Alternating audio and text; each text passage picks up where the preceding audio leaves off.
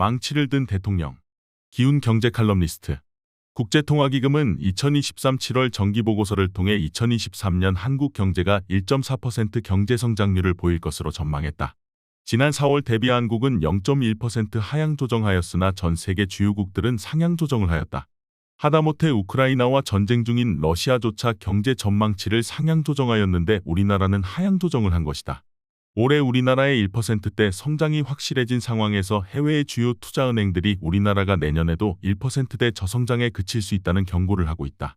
8월 14일 국제금융센터가 내놓은 보고서를 보면 골드만삭스, JP모건 등 8개 주요 외국계 투자은행이 밝힌 내년 한국 경제 성장률 전망치는 1.9%로 집계됐다. 이들 기관의 전망이 현실화하면 우리 경제는 사상 최초로 2년 연속 1% 저성장을 경험하는 것이다.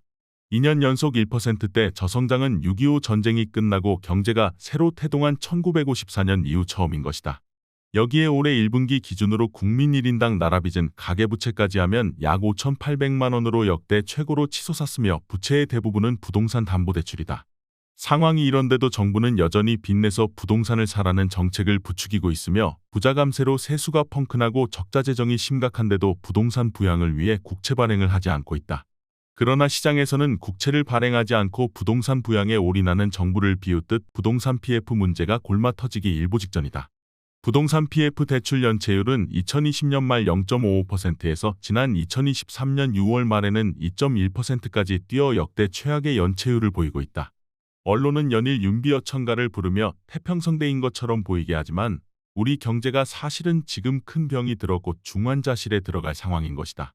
인플레는 이미 소득 증가율을 한참 넘어 고공행진 중이고 고환율의 각종 공공요금의 급등으로 서민 가게는 허리가 휠 지경에 이르렀는데도 고작 30%대 지지율에 맴도는 윤석열 대통령은 뜬금없이 이념 전쟁을 선포하고 나머지 국민들을 대상으로 협박 정치를 시전하고 있는 양상이다.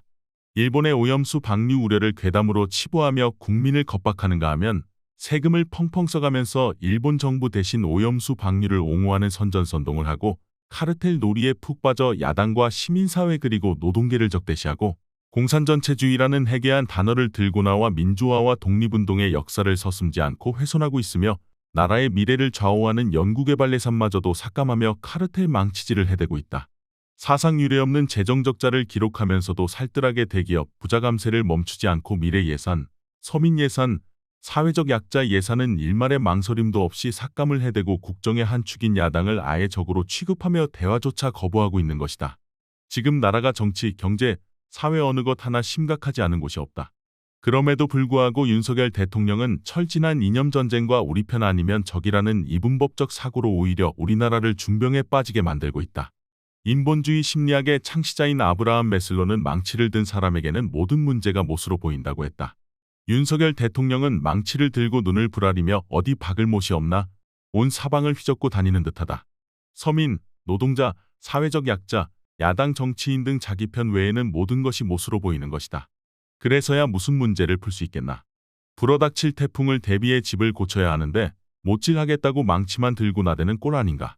망치를 든 사람의 눈에 못 이외에 무엇이 보이겠는가. 나라 경제가 풍전등화의 위기이다. 윤석열 대통령은 이제라도 망치를 내려놓고 우리나라의 미래를 위해 힘쓰기를 바란다.